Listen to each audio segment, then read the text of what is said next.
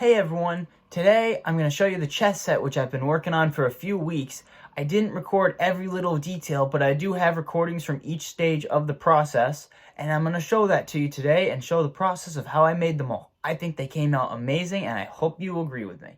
So first of all, this is what the inside of one of the molds looks like. This one specifically is the king. And this is one of the big pewter ingots I melted down to cast all the chess pieces with. So the first thing that I did was I had to buy a 4-kilogram crucible. It's not as big as the one I'm using for copper, but it's big enough to hold half of that ingot that you saw in the picture. Technically that was a double ingot, but I'm calling it half.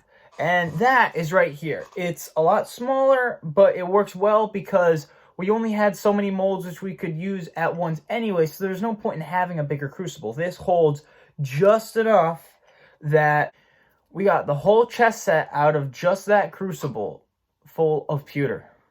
Now what we did was we took one of the molds. This one is the castle. We put it together. We take these pieces of wood and put them on side by side, and we took clamps and put clamps on either side, one on the top, one on the bottom, and clamped them together. And from there we used this funnel at the very top, and from there we just poured the pewter in, which you'll see shortly. So we did 3 sessions of casting pieces. The first session was at school with my teacher and my class so they could all see and enjoy the moment with me. This was recording of when I lit the furnace for the second session. The third session is when we made the most pieces. As you'll see in a second here, the second session did not end well. You got the report on? Yeah.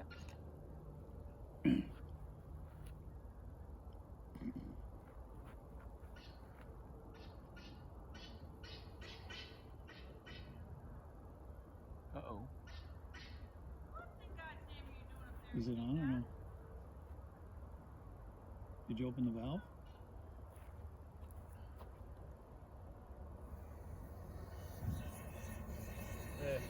Now you gotta open your other valve. Yeah.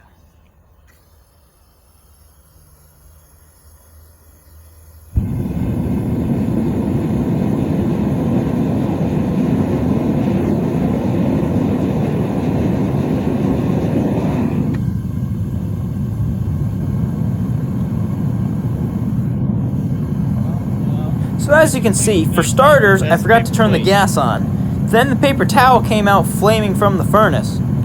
But what happened that was even worse was we didn't read the thermometer correctly, and the pewter got way too hot and oxidized, and it actually exploded in my face. Unfortunately, I wasn't recording.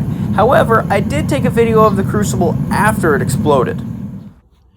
Yeah, we're not quite sure about that. Send that one to your teacher and ask him. He might know. So, as you can see, we heated the pewter up way too hot. I asked my chemistry teacher what happened, and she said that because pewter is a mixture, we heated up so much that the mixture actually decomposed, and the stringy bits that formed around the ring of the crucible were actually decomposed metal of one of the metals which forms the mixture of pewter, which I believe is tin, antimony, and I'm not sure what other metal. I know that lead is sometimes used in pewter, but this pewter should not have any lead in it. So, after that happened, we decided, you know what? Enough has gone wrong today already. We decided to wait until the next day to try to cast again. And that went a lot better. So, here is the third session of casting pieces.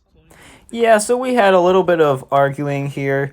My dad forgot that I normally light the furnace while the lid is off so that this happens, and he forgot that and tried to tell me to close the lid, and I wasn't sure what he was talking about. On the kiln! No! You never open the valve till you have it fired up, do you? Oh, it's always like this. I'm sorry, officer. I had nothing to do with it.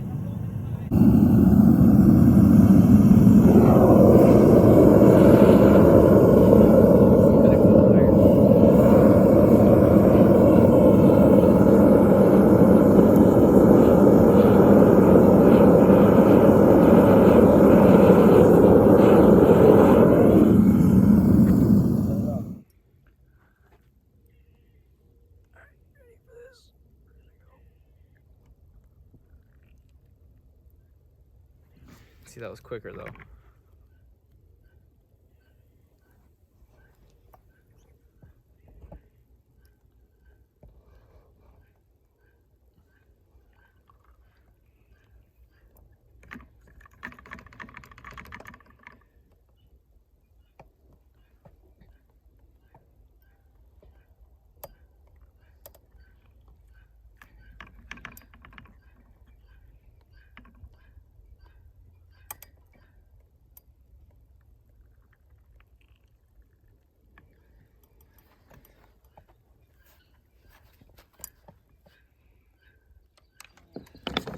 My way works though.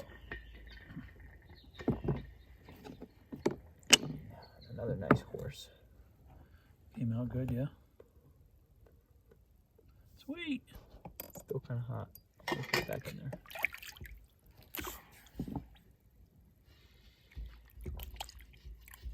Yeah, I think we should start keeping the bishops if they're missing a little bit.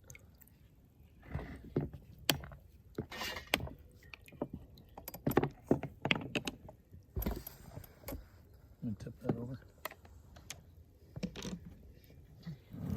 Side note here, but I love the color of the flame at night. It's that nice blue there. So the next thing that I did was clean the bottom of the pieces so that they were able to sit on the chessboard. And I started using a Dremel wheel, but later on realized that I should be using the grinding wheel instead. It was a lot faster and, honestly, a lot easier.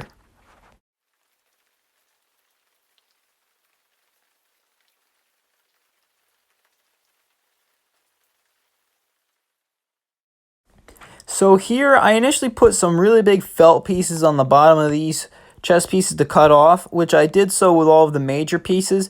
However, I realized that a smaller size felt piece, which I already had in the lighter color, would work perfectly for the pawns, so I put those on the bottom of the pawns.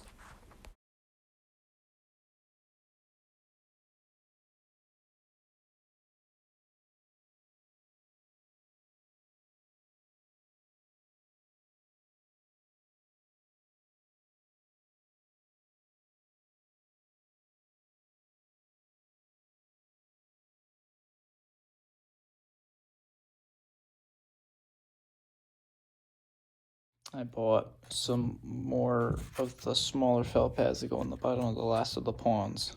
Entire set done. I'm gonna go put these bad boys on a chessboard, and this is it.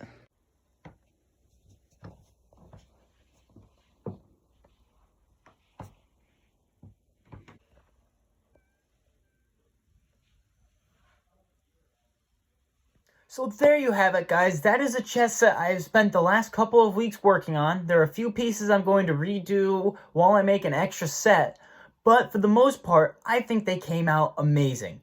And thank you so much for watching this video, everybody. I hope you're having a great time, and I will see you in the next video.